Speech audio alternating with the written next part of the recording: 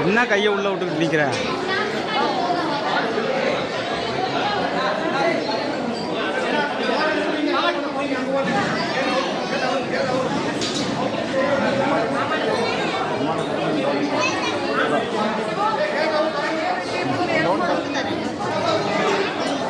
இப்போ நீங்கள் பார்த்துக்கிட்டு இருக்கிறது மருதமலையோட பகுதியை தான் நீங்கள் இப்போ பார்த்துக்கிட்டு இருக்கீங்க.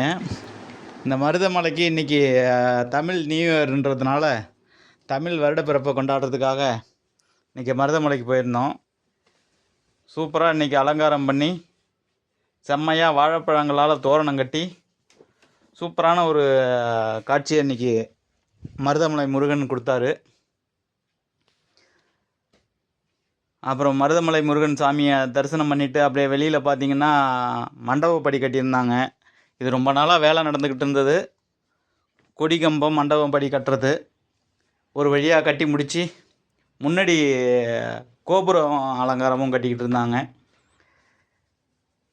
மருதமலை முருகனுடைய கோபுரம் கட்ட வேண்டியது பல நாளாக பெண்டிங்கில் இருந்தது. அதுவும் கட்டி முடித்து ஒரு வழியாக இந்த முறை மருதமலை முருகன் கோயிலில் கும்பாபிஷேகம் அதுவும் நடந்து முடிஞ்சிடுச்சு.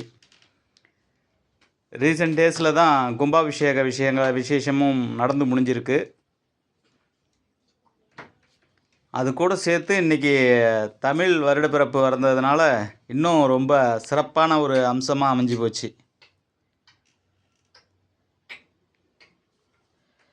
ஒரு நாய்க்குட்டி பக்கத்தில் பால் குடிச்சிக்கிட்டு இருக்குங்க. அது சொப்பு சொப்புன்னு சவுண்டு கேட்குறது நமக்கு டிஸ்டர்பாக இருக்குது.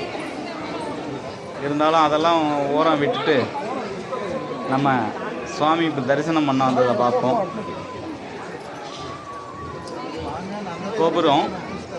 கோபுரத்தில் வந்து கும்பாபிஷேகம் நடந்த அது அப்படியே இருக்குது பாருங்கள்.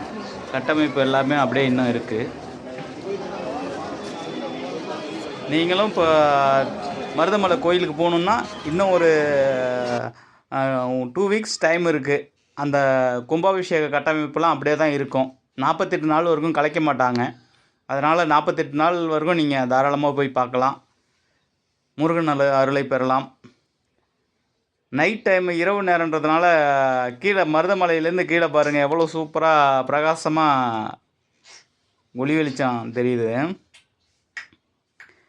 இதெல்லாம் நேரில் போய் பார்க்கணுன்னா ரொம்ப அற்புதமான ஒரு விஷயந்தான். இரவு நேரங்களில் சூப்பராக இருந்தது. நீங்களும் கண்டிப்பாக ஒரு நாள் இரவு நேரங்களில் போய் சுவாமியை தரிசனம் பண்ணிவிட்டு முருகனின் அருளை வாங்கிட்டு சந்தோஷமாக வாங்க. இதில் இன்னொரு விஷயம் என்னென்னா, நம்ம அதிகபட்சம் 6:30 மணிக்குள்ளே நம்ம மேலே போயிடணும். அதிகபட்சம் 6:30 மணிக்குள்ளே மேலே போயிட்டோம்னா நம்மளுக்கு சாமி பார்க்க அலோடு மேலே உண்டு. 8 மணிக்கெலாம் நம்ம தரிசனத்தை முடிச்சிடணும். அதுக்கு மேலே 8 மணிக்கு மேலே தரிசனம் கிடையாது, க்ளோஸ் பண்ணிவிடுவாங்க. அதனால் நம்ம திரும்பி வர வேண்டிய சூழ்நிலை ஏற்பட்டுரும். அதனால் நீங்கள் இரவு நேரங்களில் கோயிலுக்கு போகணுன்னா அதிகபட்சம் நீங்கள் 6 மணிக்குள்ளே மேலே போயிடுங்க.